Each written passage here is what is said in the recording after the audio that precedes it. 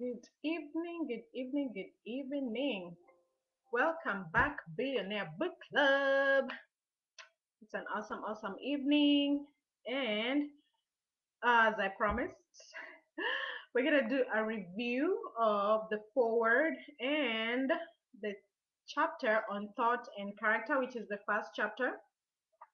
So we're just going to be going over the basics, what we learned from the forward and the first chapter.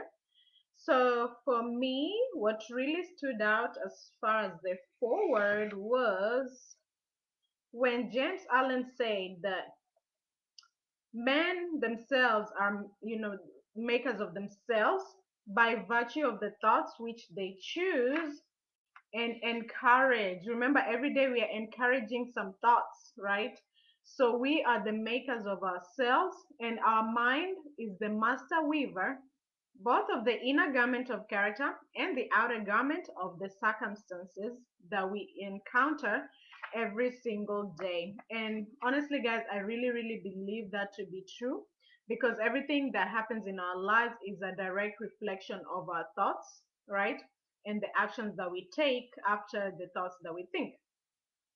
And I like how it says, because this is directly from the book of Proverbs, right? 23:7, that talks about as a man thinketh in his heart, so is he. So whatever you think about yourself, whatever you envision, we see a lot of people in today, and we wonder how they are where they are, how they got to where they are. It's because of the thoughts that they've been thinking, constantly every single day. And so James Allen said, a man is literally what he thinks, his character being the complete sum of all his thoughts. So, whatever character you have going on right now, it was created by the thoughts that you think every single day. And he says, just as the plant springs from and could not be without the seed, so every act of a man springs from the hidden seeds of thought, right? So everything that we do, everything that we say, it started as a thought first, and then it went into and turned into an action, right? And he continues to say that this applied to all acts, whether it's spontaneous or premeditated or even unpremeditated, right? So yeah, I like also page 5. He talks about man is made or unmade by himself in the armory of thought. He forges the weapons by which he destroys himself, or he can also fashion the tools which he builds for himself heavenly mansions of joy and strength and peace. So, by the right choice and true application of thought, you can ascend to your divine perfection. Or if you abuse your thoughts and you apply your thoughts wrongly, you can also descend to the below the level of the beast. And I think that's why we have to constantly really think about what are our thoughts, what are we thinking every single second, because we are planting seeds by our thoughts. And the book continues to encourage us that man is always the master of everything in his life, even in your weaker state, even in your abandoned state.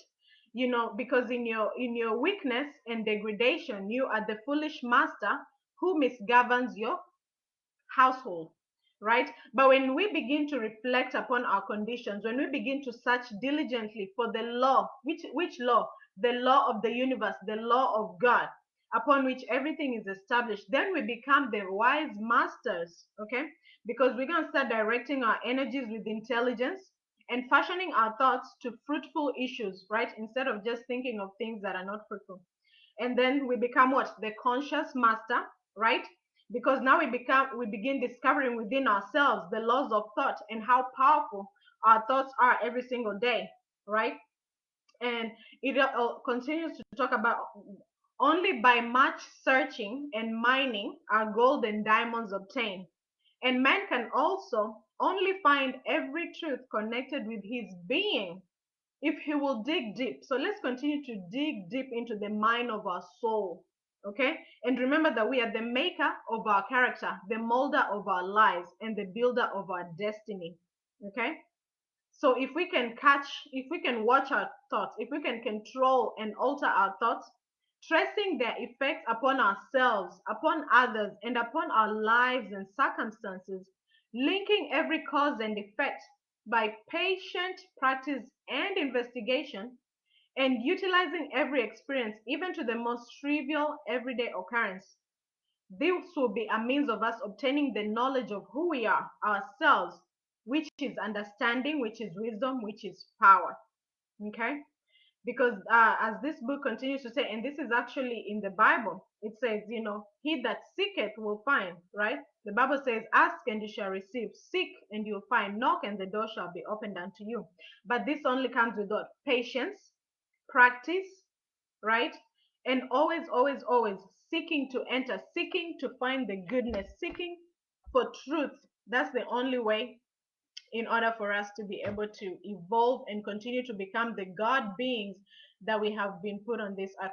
So that is the preview, that's the review, that's the summary of the chapter, of the forward and the chapter on thoughts and character. So our thoughts at the end of the day will affect our character. So guys, I love you. God bless you. I'll see you all tomorrow. We'll be doing the review on the chapter on the effect of our thoughts on our circumstances.